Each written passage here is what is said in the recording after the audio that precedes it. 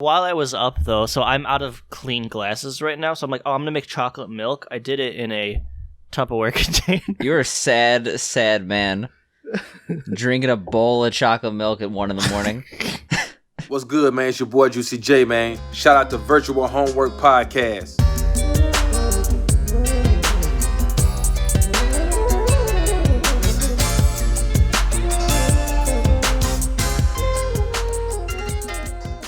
Oh my god. Oh my god. Oh my god. What's up, everybody? Hey, everyone. It's Sam here. It's Dana. What are we doing again? Doing a little bit of a podcast. Virtual Homework Podcast, specifically. Just a little. For all your gaming news. And more. And more?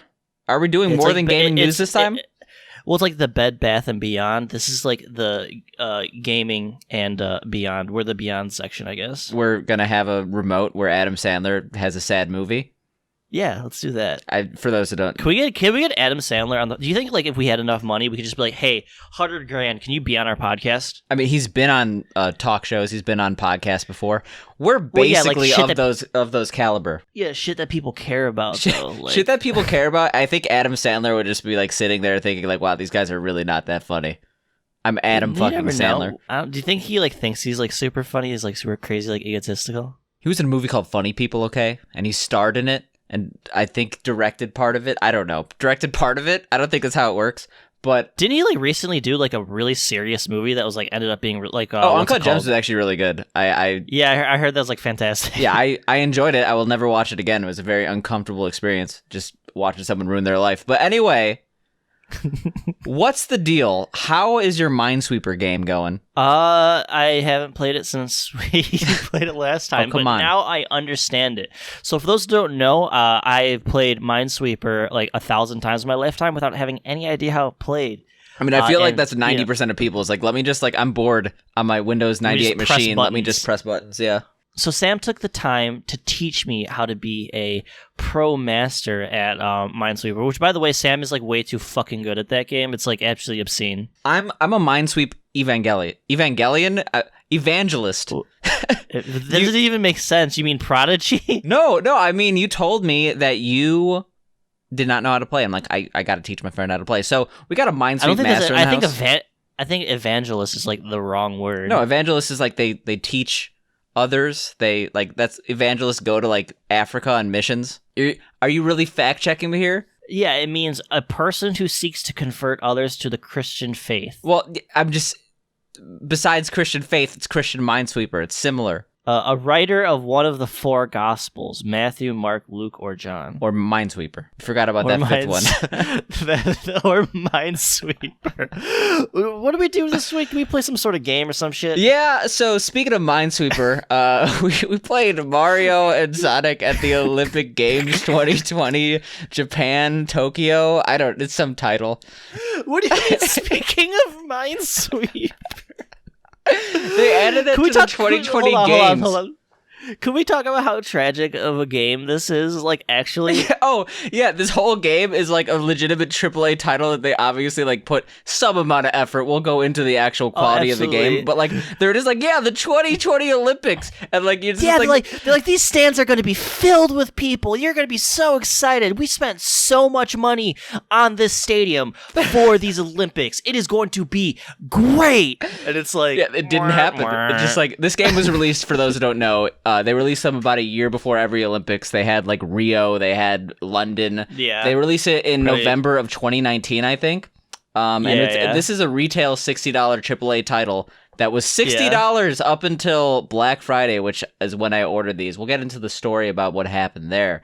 Uh-oh. But yeah, like this whole thing is so goddamn weird because it's just like, this is where we're going to have this event in like a little bit. It's like one of the most stark contrasts to like what we're experiencing in the world right now compared to like just like a year ago how things were. It's like actually like... It's freaky a little bit. Yeah, just a little bit. Like video games, AAA titles are such a massive investment. Like you have to be really safe. Like if they knew the Olympics weren't happening, they wouldn't make an Olympic-based video game. It's just like... People had no idea. Like, they've been working on this for multiple years because that's how AAA titles are. Oh, absolutely. Because, it's polished, has everything to it, which we'll go into a little bit. But let's actually talk about the game. As you guys know, I think this is the 4th in the series. As you guys know, of course, because you've been following. They're all Olympic huge Mario. Olympic heads. And they call them Ollie heads. Ollie. I guess there was a skateboarding event.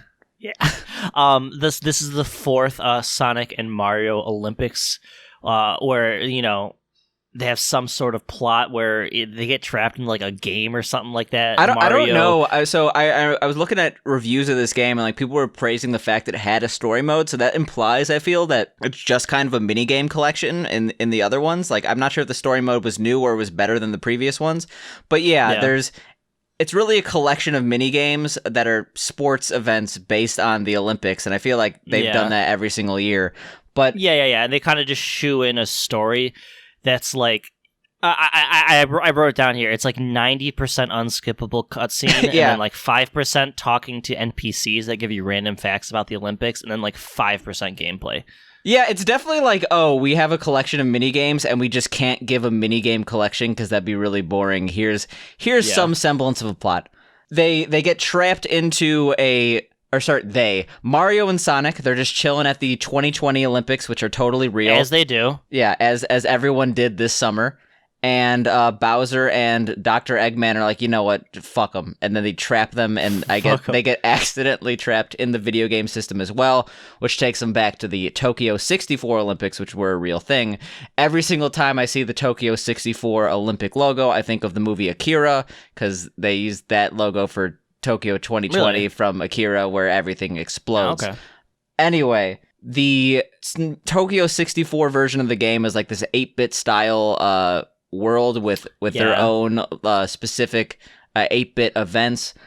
Should we actually talk about that for a second? Like, I want to say that was probably the best part. By far the best part of the game. The graphics in the retro area are 10 out of 10. They look so clean, so clean. It's like the mixture of like the Sega era Sonic sprites, and then it's the NES era Mario sprites, in kind of I guess it's like an NES era sprited world that just looks so fucking gorgeous on the Switch. It's all super bright. Because I imagine they're using more colors than was originally available on the original NES palette. When you have 8-bit graphics, you're not going to limit yourself to like literally the NES palette at this point. Yeah. I will say it was a little bit weird because like it's just unfortunate that like Sonic came during the 16-bit era. So like you have like everything's 8-bit except for like Dr. Eggman and Sonic. But which it did kind of work. It worked a little bit, It obviously looks different, but it's like I didn't think too much of it. But so they get trapped in there, and they have to realize that by winning Olympic medals in this video game version of this Tokyo 1964 Olympics, that they can escape their tragic fate that has overcome them.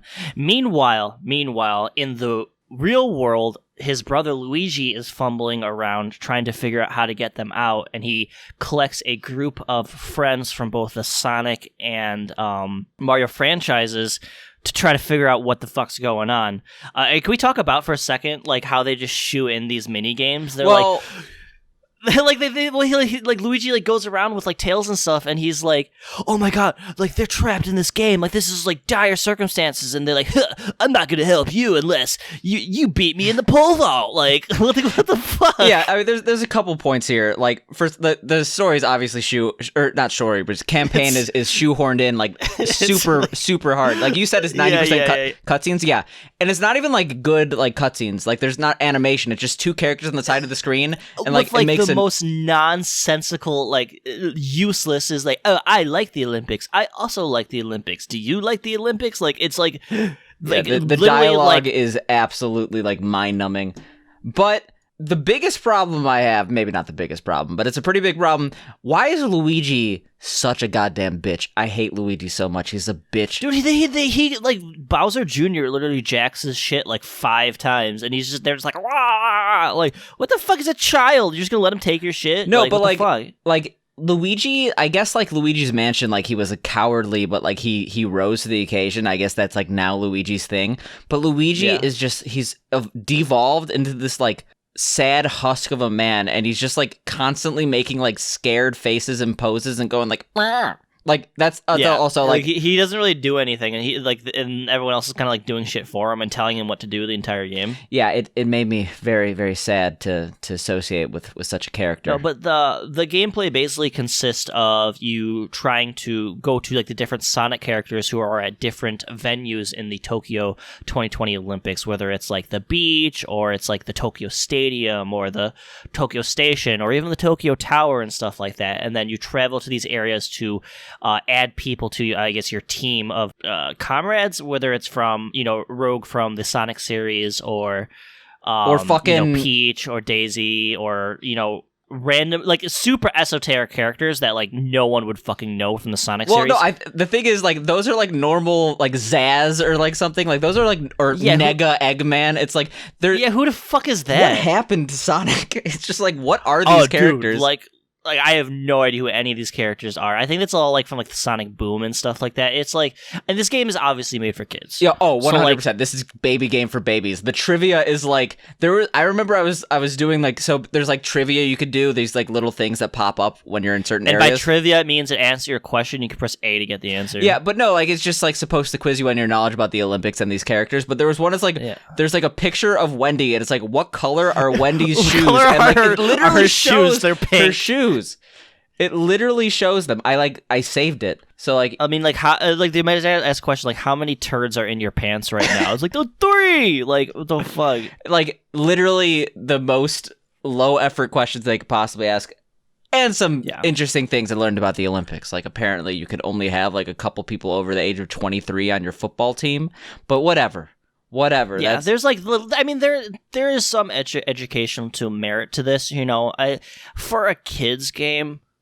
I can give it a pass with that because, they're shoehorning things about the Olympics. It's causing some sort of inquisitiveness in the child's mind to say, oh, the Olympics, this is cool. And then they're with Sonic and Mario, I imagine that fact is just exacerbated a little bit more. But like we said, it's mostly cutscene, and then let's talk about the mini games for a second. I want to say like 90% of these mini games are like spam A and then like don't spam A at a certain point and then like press A again. So you're in a bit of a weird situation because you have a Switch Lite, right? Yeah. So I was gonna say like there's 3 different control methods in most of the time. So you can do like for the Switch with the detached control sticks like the Joy-Cons or whatever, the controller, and then the just button only mode. I was forced to play with only buttons, so I imagine my experience is significantly worse than someone that can use like the full motion Joy-Cons. I'm not sure. Basically, it's either button mash simulator or like jack off simulator because like all the running games with the motion sensors, it's just like go up and down to race, and I'm like, wow, this is amazing gameplay. I will say. The gameplay is a lot more varied when you're able to actually choose between either. So you could choose between either 1 Joy-Con, 2 Joy-Cons, or using the buttons. Usually you don't have all 3 options. Usually it's like, it's either 1 Joy-Con or buttons or 2 Joy-Cons or buttons.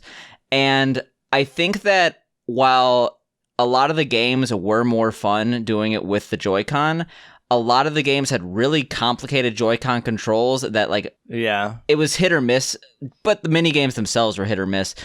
And then, I would say like almost all of them were a miss for me because, like, so with the button only mode, there's literally only 2 types of games. It's you spam A, and it's like impossible combination of like 70 inputs in like 5 seconds. While it was more fun to play with the Joy-Cons, I think that when I wanted to advance the story, I just chose the buttons every single time because the Joy-Cons put you at a significant disadvantage. Like, this game is super easy. We mentioned it's definitely a kid's game. And yes, if you, like, unlock a minigame and then from the story, like, go to the actual minigame menu and play them individually, there are 3 difficulties you could choose.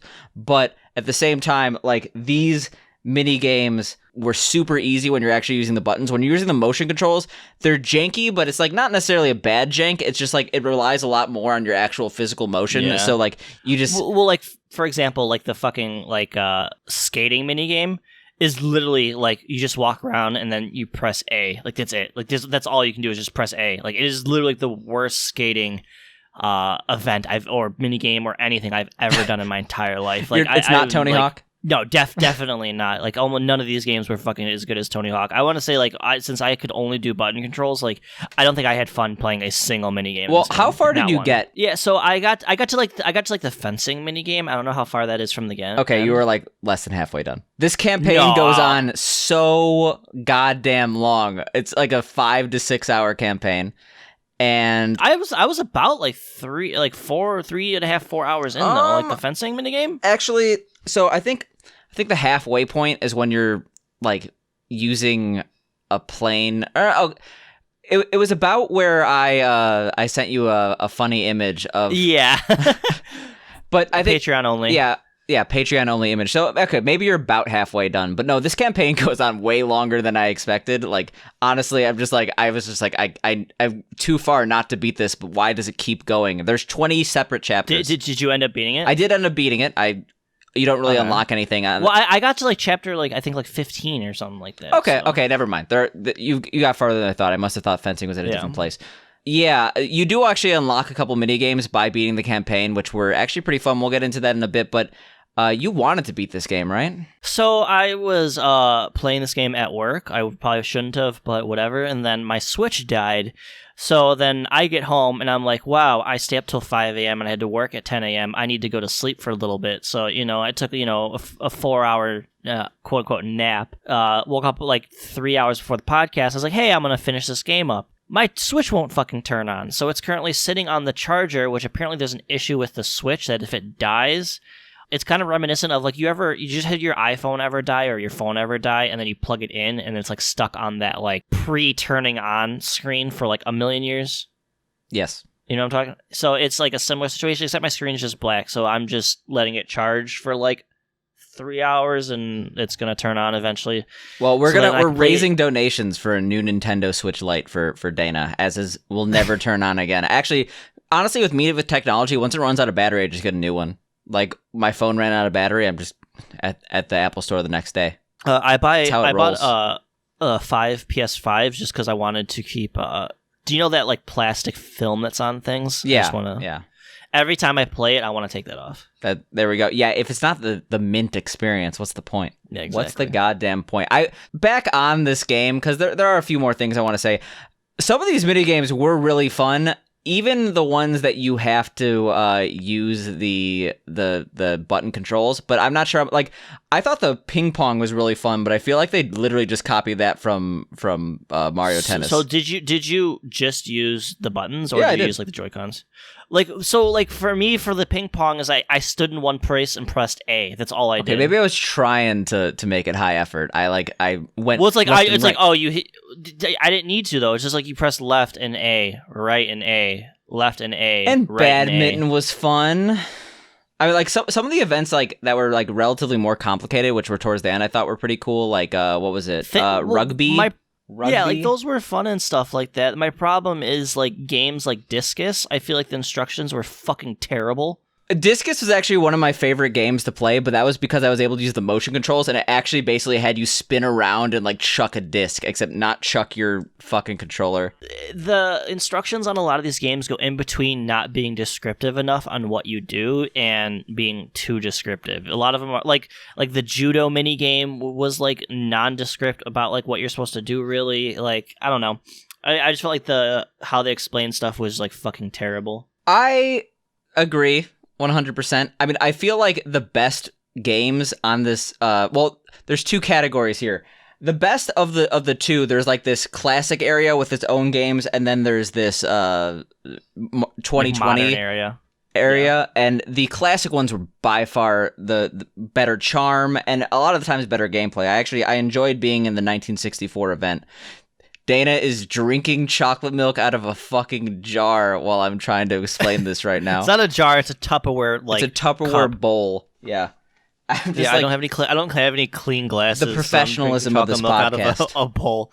I will say some of the retro ones, like I guess like the boat one is all right. But that, like the one where you're Sonic, like chasing the taxi is kind of cool. Well, okay, that's what I was gonna say. And then like the actual sports mini games kind of sucked. The campaign, the story, the campaign missions. You told me this game had epic boss fights when you were trying to like hype me up for playing it. So Sam didn't get this game until fucking like Friday. I like messaged him. I'm like, dude, that 20-hour tutorial in the lava world is just fucking. It's crazy, man. Yeah, it was annoying because I got the physical retail like pretty cheap from like a Black Friday deal, and like he got it on Monday, I got it on Friday. I ordered at the same time. This story mode has like. Chase Dr. Eggman on a boat, like, because he's getting away with the gold medals, because the gold medals are necessary for the plot. And it's like, those were by far the most fun mini games of anything. Yeah. And you do unlock those as you progress if you want to go back to them for whatever reason. Like, this game is essentially a mini game package, just like Mario. My thing with those, though, they're like, I guess, fun. They're not necessarily difficult, but they're only fun because you're comparing it to the other mini games that are fucking terrible. Like, overall, I don't think this is that fun of a game. Like, I would never recommend this to someone. If someone's like a Sonic and sports and Mario fan, and they're like 7, sure, I'll recommend this to them.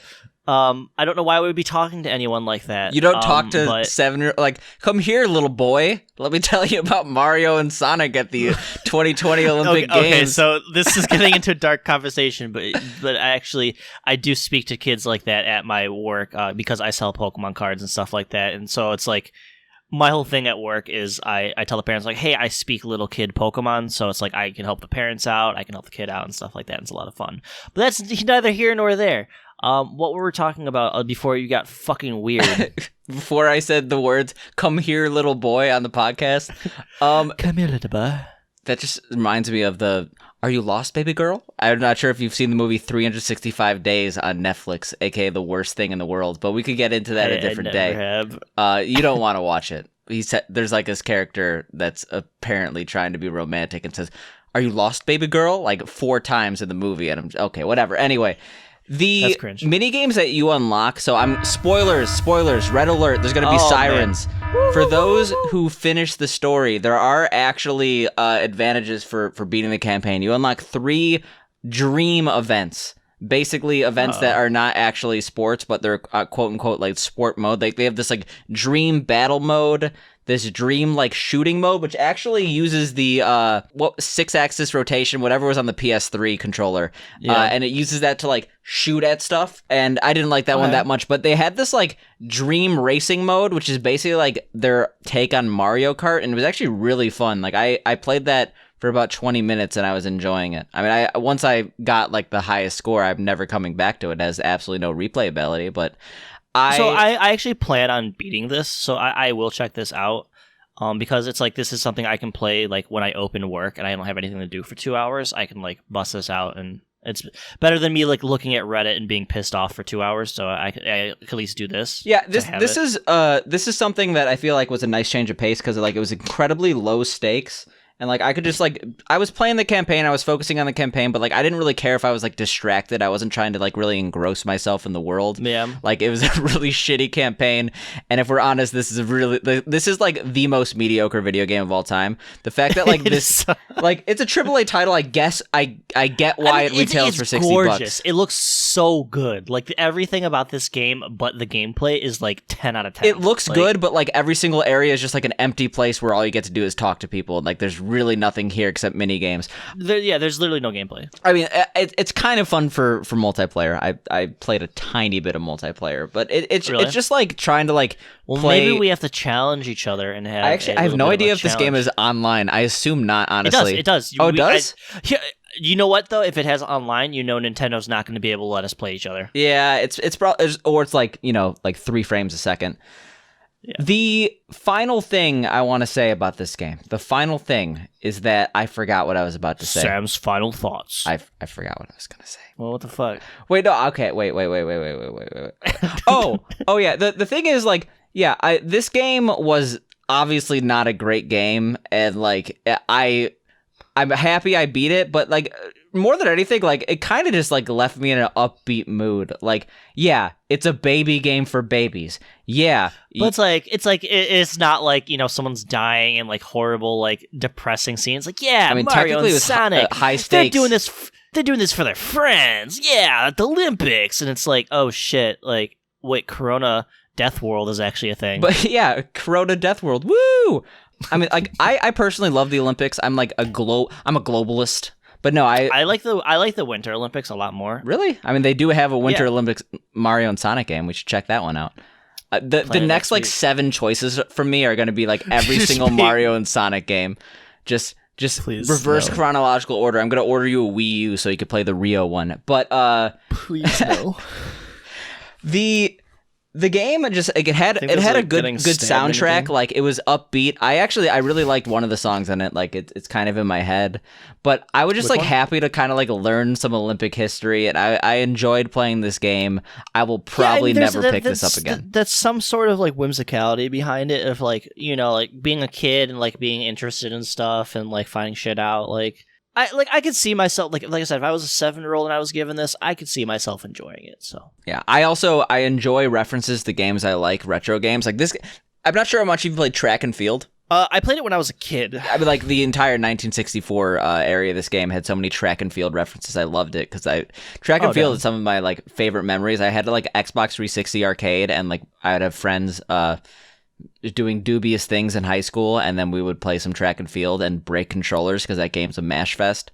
Like we had like a specific. So I had the actual like pad like on the floor where you had to like I know what you're talking mash about. On the pad with your feet. The OG DDR pad. Yeah, like I used to play that. I actually still have one upstairs somewhere, but I've played it in the arcade. For some reason, the Xbox 360 arcade version just it has a near and dear place in my heart. So you would just get like stoned as fuck and play Track and Field, or I would never condone the use of illegal narcotics.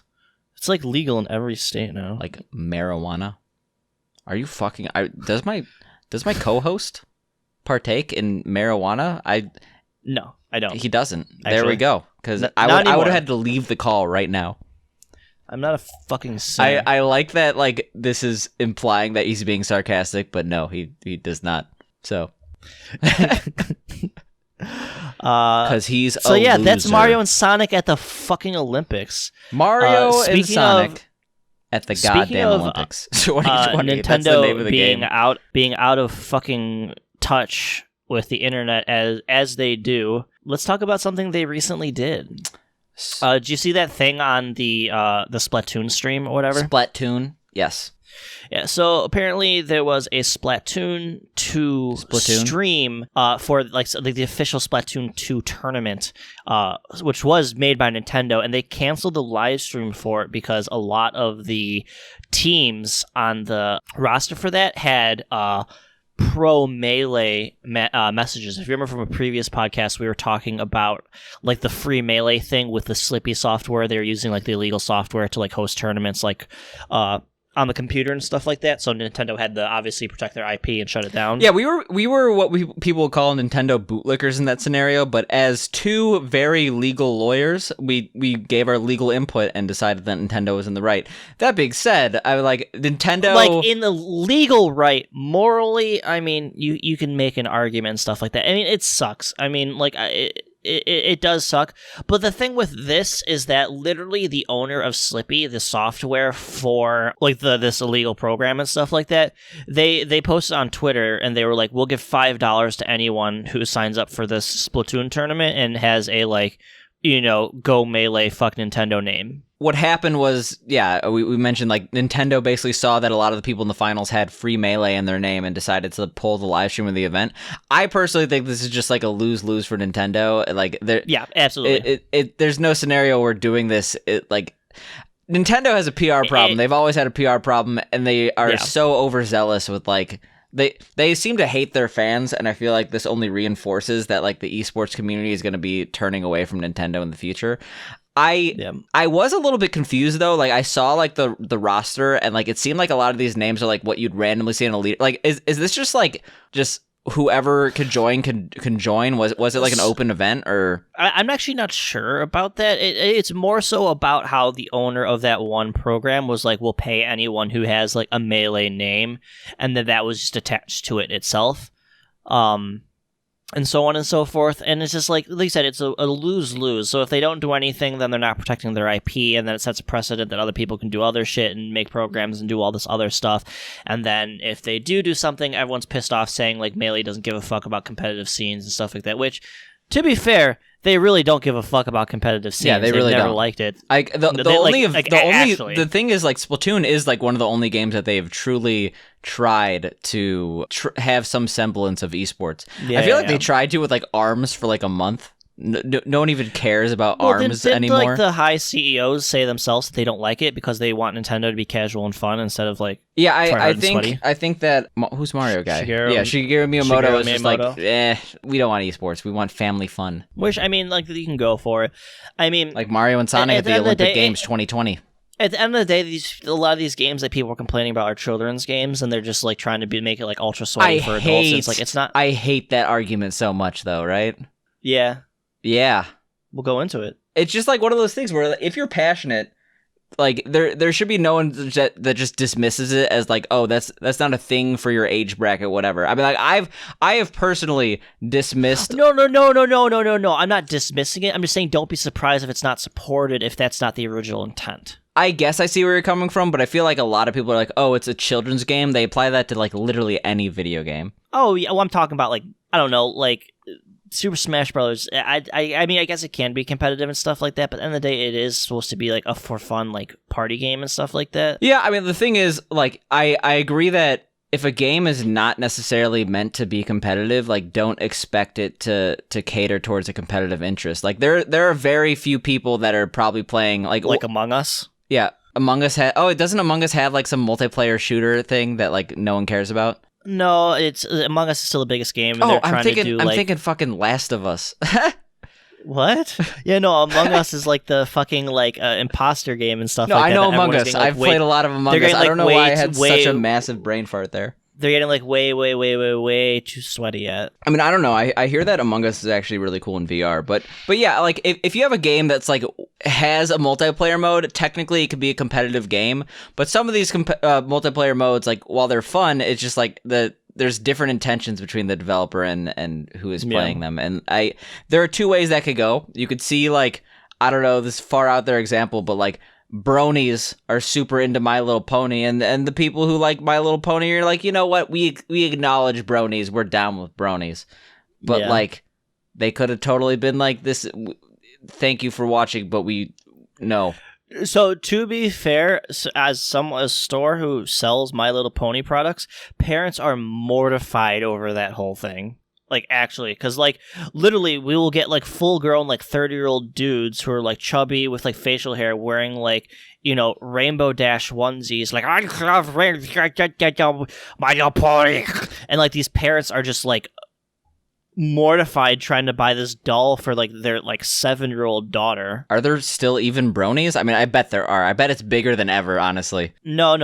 It's dead, but it's like the only people who are still in it are like severely it's like this My Little Pony doll would fit my fleshlight perfectly. It's like those kind of people are like the only ones that are like into it nowadays, which like you know, like what you like, and you know, I'm not gonna hate and stuff like that, and you know, a lot of it's just memes and stuff like that. But like before, I feel like a lot of like, you know, quote unquote normal people could have been into that kind of stuff. Now it's like exclusive to like the hardcore of the hardcore. Yeah, there was a point where like My Little Pony was like not that much far off than like watching Adventure Time or regular show, things like that, which I personally just don't like. I think I've specifically been like on the podcast, like I feel like there's too much good media made for my demographic that I'm not going to bother with shows that are made for a demographic younger than me. But I guess that's slightly different in terms of viewpoint. Yeah. I mean, I used to love getting stoned and like way back in the day and like watching cartoons. Like Gumball, I still think is a fantastic fucking cartoon. It's like fucking hilarious, but and Chowder and Flapjack, things and like that. Anything that's one word and the name of a food. Yeah, like Gumbo, that's not even a show, but it's something you'd watch. You just watch a bowl of gumbo boil on the stove. So kind of in the same realm of what we were just talking about versus like moral versus like legal and stuff like that. Something I want to actually talk about is the whole scalping situation with like the PS5s and stuff like that. I just kind of want to people still scalping? Come on. Yeah. It's 2020. Well, let me ask. I thought people just stopped that. No, I mean, the thing about it, so here's the thing about the PS5s. They were all bought out, and people are complaining like, oh, these scalpers, they're fucking scumbags, they're pieces of shit, pieces of that, blah, blah, blah. And I guess for someone that that works in the resale market, it's like I don't really see it that way. I just see it as like the PS5s are inherently underpriced to begin with, which they're selling them at a loss to sell the games. And that just is to show like the market that they're worth more than what they were being sold at. You know, if they wouldn't sell, if they weren't selling for what scalpers were selling them for, potentially $1,000 more, then they wouldn't scalp to begin with. You know. So I have like a schizophrenic opinion on this. I've ranted about limited products, which is a similar vein before. But I want to start this off saying fuck scalpers. Scalpers are the worst. I completely disagree. Well, like I understand that like the resale market in general like has similarities to scalpers, but these are people who are intentionally buying it just so they could like market like 2 to 3x. Like I feel like but the thing about that is if people weren't buying it, then they wouldn't do it. Like, people are buying it. That's the thing. And it's like, for limited time stuff, sure. For essential goods, sure. But for, like, PS5s, like, do you really need it the day it comes out? Can you not wait, like, a month or something like that? I mean, that's a separate argument that, like, no one should get a PS5 at launch. Like, no one should get any video game console at launch. It's a stupid idea. No, it doesn't have anything for the console. Like, think about any game that, like, was created within the first month of a console that, like, had staying power to be considered one of the top 10 best games on the system. Like I guess Breath of the Wild, but that's also on the Wii U and stuff like that. So let's say they're all limited to, to being like the regular price.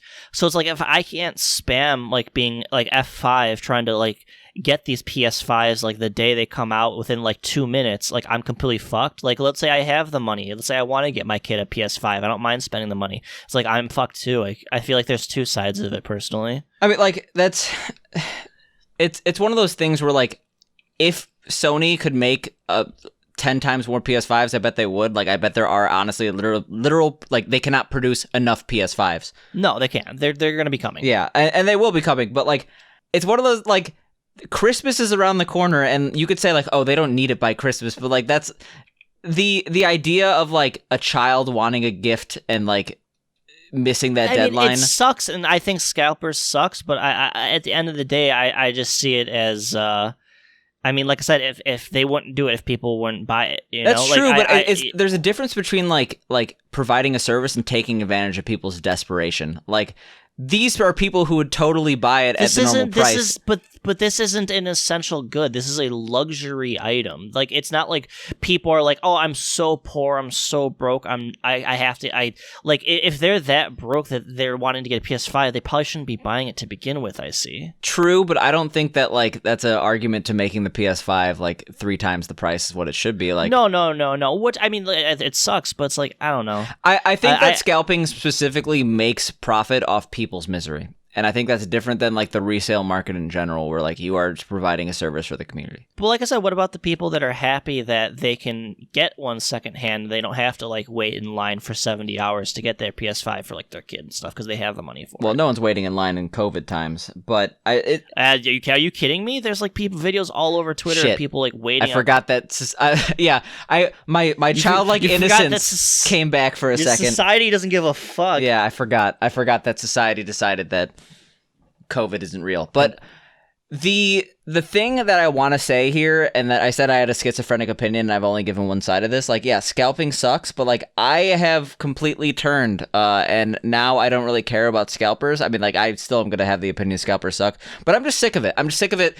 Every single time I've tried to buy a product, I like that is like on release or like limited, I have been absolutely screwed with the exception of like the Mario Game & Watch, whatever that just came out. I was very surprised I was able to get that. In fact, having a successful buying experience was out of the norm. I was like, didn't believe it until it arrived at my door. I thought it was going to get like a message from Walmart or whoever I ordered it from saying like this product that you ordered, actually we don't have anymore.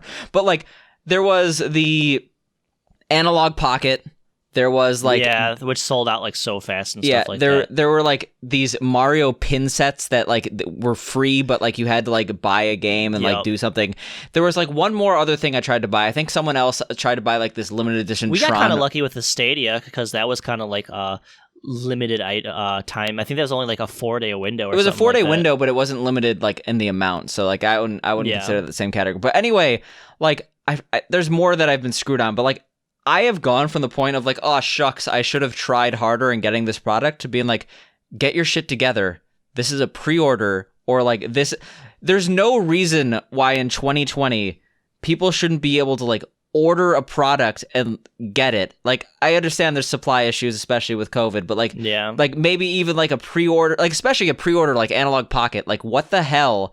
How did I miss a pre-order that isn't limited or anything like that? Let me give you a real world example from us. Like we pre-ordered, for example, Ravensburger puzzles. Ravensburger is the best puzzle company in the world as far as I'm concerned. We ordered like $100,000 worth of puzzles or something like that, and we got like $12,000 worth of them, and we're not going to get any more by Christmas. It's because for a lot of these products, they like for the Christmas season, these were supposed to be made in like the April, May, June, July months for the Christmas season, and those factories were closed.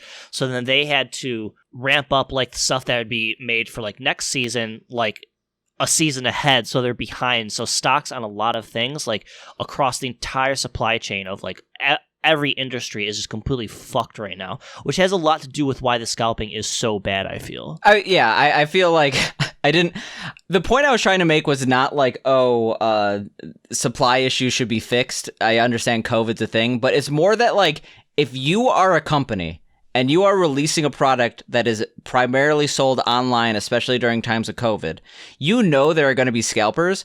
You need to be the ones to like somehow have a system that like help. Like I know that like you're not going to ask small mom and pop to like fight scalpers. Let me give you a hypothetical. All right. So let's say scalpers do not exist. With scalpers or without scalpers, the same amount of the item is going to be sold. Correct? True. Can we agree on that? Would you like it to where, unless you are sitting there spamming F5 and getting it on the spot, that's the only time you can ever get it because scalpers don't exist? Or would you also like to have the option of being able to buy it secondhand after the fact? Honestly, I think I would rather have the option where scalpers don't exist. Like by far. Okay, by far. Because then there'd be inherently items you will never be able to get then. I mean, that's fine. I mean, because right now I'm not paying 3 times as much for 90% of these items in the first place, so I'm never going to get them anyway. Like the thing is, I guess it's just like other people think differently, maybe. Yeah, I mean, like maybe you just come from this as a reseller with a different perspective. But like, so it's like my mentality is that I'm not paying a scalper in the first place. So when you have no scalpers, that just means more people who inherently want the product get the product. And I feel like the people who deserve the product are probably the ones who are willing to like actually be like, oh, it's released at this time, I will be here. Or like, if you're not able to be there, get someone else to be there for you. I just get so frustrated that like there hasn't been really any blame. Okay, it's actually starting to shift. But like, for example, Analog with their Pocket, that was like a massive debacle where they actually had an issue with like their shipping, where a lot of people who like were waiting there like couldn't actually get them because like their checkout didn't work or anything. But like that was the first time I saw people being like, you know what, oh shucks, I missed out, to being like, Analog, get your shit together. Why did your system suck? Why was it so easy to scalp? Like, I feel like people need to be placing more blame on these retailers to just like allow people to buy their products. And when I say people, I don't mean anyone online. I mean like literal physical people. I know that like I guess I'm just more so in the realm of like, what are they supposed to do? Well, because a lot of people like they have to do something, but it's like, well, what do they do? I forgot which company, Best Buy or some online retailer was like actually making it super hard to scalp the Xbox Series X. I mean, who's buying an Xbox Series X? Psh, don't even need scalping protection. Yeah. But no, I think they actually did sell out really quickly. But like it was something like where they were like sending it's like one per person or something like that, right? No, they were like making it so like you had to go through like a series of codes that were like sent to email and like really hard to like for a bot to do, and like it actually did have a massive impact in reducing scalpers using that I will customer say, service portal. As far as scalpers go, I think bots are fucking scummy. Oh, 100%. I think people like bots are something I can get on your same realm with. I think those are absolutely scummy. I think individuals who do scalping, who actually put in the work and the money to do it, that's where I don't have as much of an issue with it. It's more so like the bots, which I want to say is about 70% of the issue are the bots, and the other 30% are just, I feel like, people who are being more opportunistic. I mean, maybe. like, I think that they're both those scenarios are scumbags, but it's the difference between like primo scumbag versus regular average Joe scumbag. The thing is, like, I feel like it's kind of a lot of effort in a lot of these cases. We keep saying 3 times the price, like double max. But it's only going to go up over the price. It's only going to go down over time. I don't know. It sucks right now because everyone's at home. Everyone wants to play video games and stuff like that. But it's like they're limited. There's less coming out because of production supply and things like that. But then it's like, at what point do you sell it for market? So it's like, 10 years from now, you have a boxed one. Are you supposed to sell it for market? Are you a scumbag if you don't sell it for market if it's worth more? Like, I just think it's a frustrating system overall, and it's something that seems like it could be fixed. People are using the word scumbag, but like my whole thing is like, at what point is it okay to sell it for more than MSRP? Like, when is it okay? Honestly, I'm one of those never people. So 25 years down the line, you have a sealed SNES. Okay, that's different. That's different. Why is it different? Because no one is buying a sealed. Did you say SNES? No one's buying a sealed SNES 30 years later to like get it. There's like used versions of the consoles, and you're probably getting those if you want to actually play it. If you're buying 30 years later sealed, it's definitely a collector's item. I mean, I guess it's different because I come from the trading card community where people actually generally open that old school stuff. Yeah, I agree. I would like there are some sets in Magic where like a single booster pack is worth a lot of fucking money. Yeah, like one booster pack that was $4 back in the day is like $1,000. Yeah, and it's like, well, should that be $4? Oh, you're a scumbag. You're selling it for $4. Like, at what point? For example, trading card stuff. The moment it comes out, like retailers have it for $50. The day it comes out, it's selling online for $90 because markets dictate. It's just different sides of the same argument here.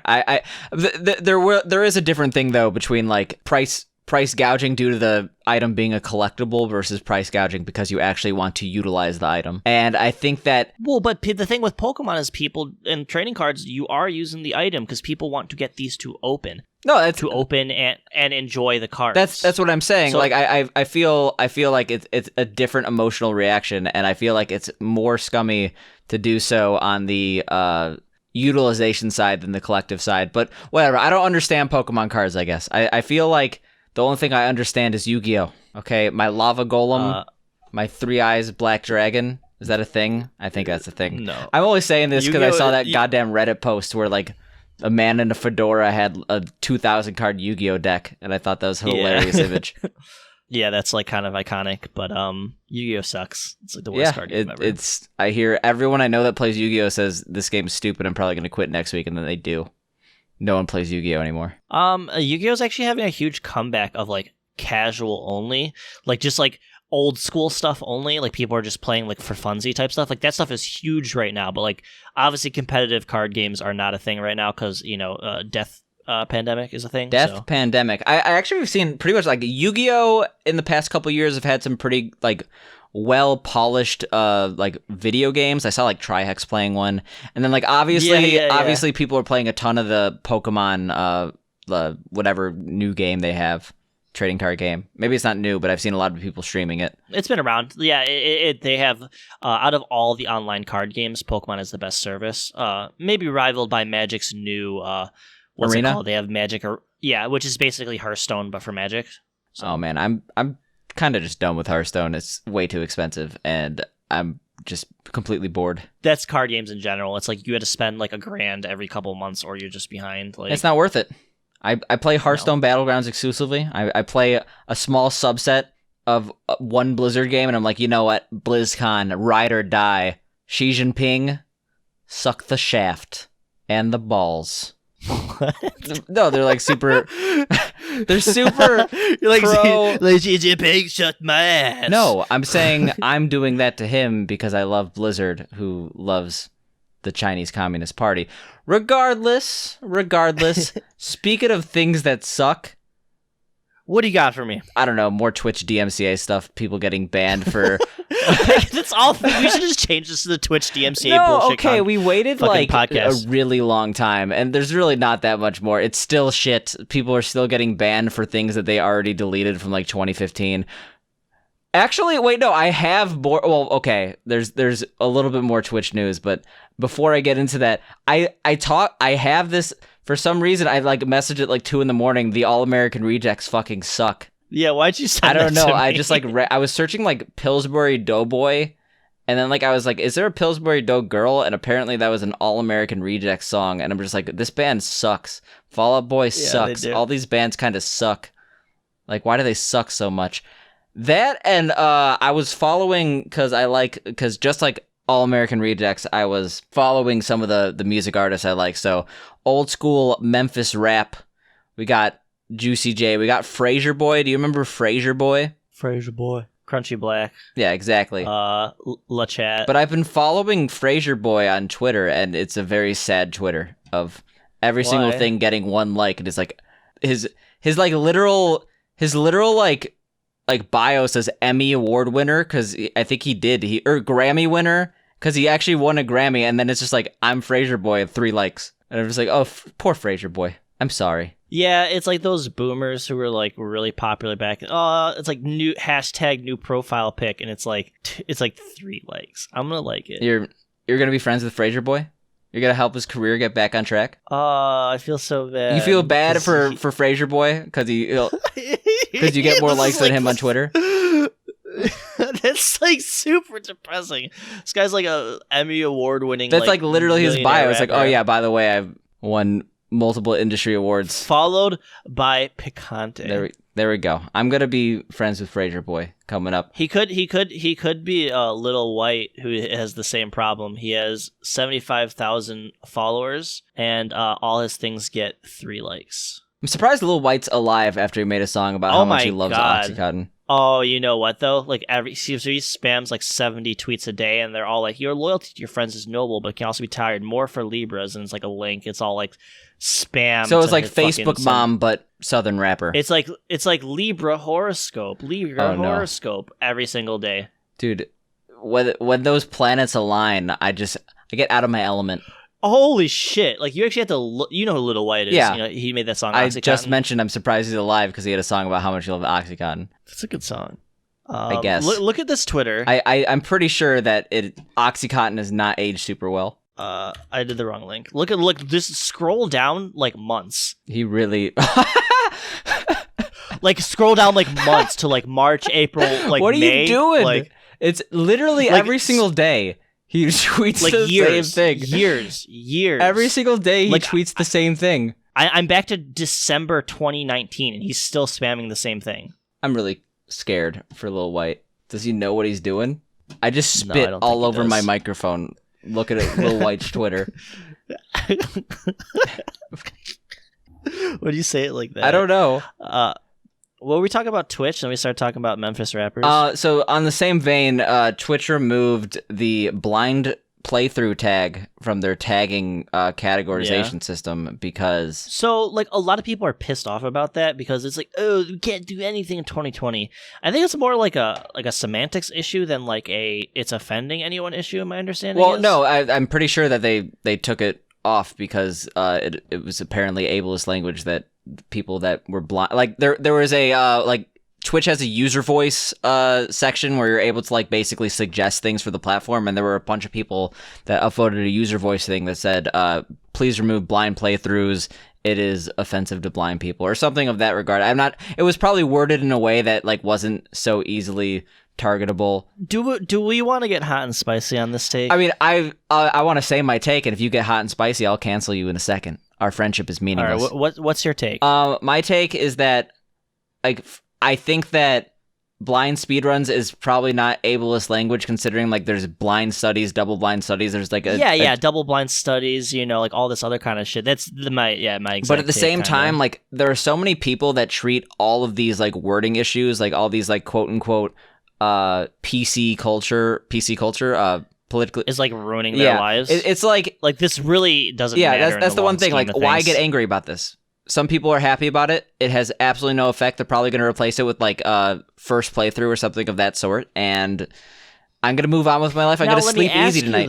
is a blind playthrough the same thing as a first playthrough? It is not. I just was thinking of the first thing that came out of my head. Because it's just like one of the arguments people are making is like, because a blind through is like you didn't look at anything, you know, a first playthrough is, I feel like, has distant connotation. But yeah, I mean, at the end of the day, like if it makes someone, like if it makes even one person feel better and it doesn't affect you, like who the fuck cares? People just feel like, they're infringing on my like PC culture is ruining everything. I mean, it's like, we gotta really. I mean, I at the end of the day, I think it's kind of dumb. It's like whatever. It is but if dumb. it makes someone, if it makes someone feel better, like whatever, go. We for gotta it, get philosophical. Whose life is worth more? The average live stream fail commenter, or like someone who is sad about blind playthrough? I'm gonna say someone. The average live stream fail commenter is like 1/10 of a human being. Yeah, probably almost like Keemstar commenters, but we saw what happened when I replied to a Keemstar tweet. Yeah, so just trying to take on Keemstar is a losing battle. Just no matter what. You can. You sent me that funny ass picture of like the. I'd like 22 replies to my tweet to him, and it's like. Well, like 3/4 of them were like this account has violated Twitter TOS and has been suspended. Like, oh, I know what I was going to talk about onto like anything besides Keemstar's opinion on racial slurs. On the DMCA stuff, there actually was some news. I wasn't just talking about people getting DMCA'd, whatever. So I forget which company did it. I think it was like Streamlabs or like some larger streaming software. They made a application. Oh no, it was OBS. So apparently you could now stream through OBS and have the audio of the stream come out through a plugin that appears on top of the stream. So when you go back in the VOD, the entire VOD is muted. The actual audio from the VOD is coming through a plugin. So this is a really good way to get past DMCA in that people are not going to actually like have their algorithms be able to detect that copyrighted audio is coming from the stream. So they can play music, but like when the VOD is saved and like actually uploaded, there's no... Yeah, it's just no audio, which I think has some other issues. I feel like if you really wanted to avoid that, you could probably just record the entire stream locally and upload that later, which no one actually does, if we're being honest. But well, for me, example though, I watch a lot of VODs, like for some of my favorite streamers and stuff like that. Because I can't make every stream, and it's like when I'm playing WoW or like when I'm driving, especially, I don't like listening to music all the time. I usually save that for like if I'm working or working out or something like that. I like to listen to people talk and stuff, so I watch a lot of VODs. So it's like if they were all just muted like that, I'm just like, well, that would suck. Fuck me then. Yeah, I just feel like it's a temporary solution. If this becomes popular, it's like, oh, we're just gonna like the people who found you violating copyright want us to take this down now. We can't use this extension because it's a good way to like play copyrighted music on stream. Like I feel like it's a cat and mouse game, and the only way to win is to get your gun, and that is in our case. Wait, what the fuck? I was like going to a serious topic. Yeah. Do you see what Tim the Tap Man said about the whole thing? What, that it was stupid? No, he basically said it was like, listen, I've spent the last 8 years streaming. And for 7.5 of those, I played music with no issues. Like, I'm going to play music. If I get banned, I don't give a fuck because I've made enough money off this platform. I'm going to go to a beach, and you're going to find me in a fucking nice little hat with a beer, and I'll be fine with it. It's like, I'm not going to stop playing music. So it's like, Did he get banned yet? No. I feel like he might get banned soon. Maybe.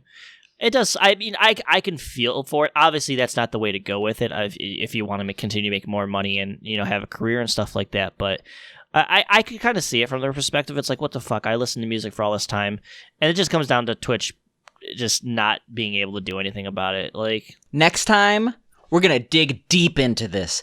Dana and I are specifically going to law school and lobbying to Congress so we could have more DMCA content to talk about. This is never ending, never gonna stop. DMCA Zone, the next episode on Virtual Homework Podcast. Falling asleep.